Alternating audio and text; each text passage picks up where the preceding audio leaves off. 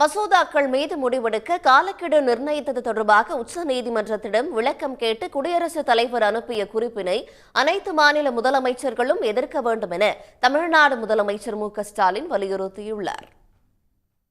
கேரளம், கர்நாடகா, தெலுங்கானா, மேற்குவங்கம் உட்பட பாஜக ஆளாத 8 மாநில முதலமைச்சர்களுக்கு தமிழ்நாடு முதலமைச்சர் மு.க.ஸ்டாலின் எழுதியுள்ள கடிதத்தில், ஆளுநர்கள் குடியரசுத் தலைவர் முடிவெடுக்க காலக்கெடு நிர்ணயிக்க முடியுமா என்று ஒன்றிய அரசின் ஆலோசனைப்படி குடியரசுத் தலைவர் உச்சநீதிமன்றத்திடம் விளக்கம் கேட்டிருப்பதை சுட்டிக்காட்டியுள்ளார். அரசியலமைப்பின் கீழ் மாநில அரசுகள் தங்களுக்கான கடமைகள் மற்றும் பொறுப்புகளை நிறைவேற்றும் போது ஒன்றிய அரசு தேவையின்றி தலையிடாமல் இருப்பதை உச்சநீதிமன்ற தீர்ப்பு உறுதி செய்யும் என்று கோரியுள்ள முதலமைச்சர், இந்த தீர்ப்பை சீர்குலைக்க வெளிப்படையாக பாஜக முயற்சிக்கிறது என்று குற்றம் சாட்டியுள்ளார்.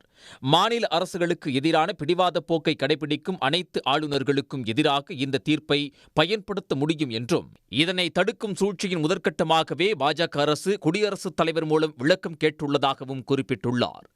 இது பாஜகவினரின் தீய நோக்கத்தை காட்டுவதாகவும் அவர் கண்டனம் தெரிவித்துள்ளார்.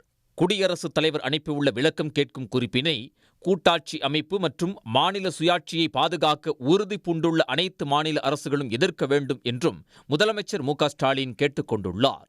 நீதிமன்றத்தின் முன் ஒருங்கிணைந்த ஒரு சட்ட உத்தியை உருவாக்கி இந்திய அரசியலமைப்பின் அடிப்படை கட்டமைப்பை பாதுகாக்க முன்வர வேண்டும் என்றும் அவர் கேட்டுக் கொண்டுள்ளார். உடனுக்குடன் செய்திகளை தெரிந்து கொள்ள சன் நியூஸ் பெல் ஐகானை கிளிக் பண்ணுங்க.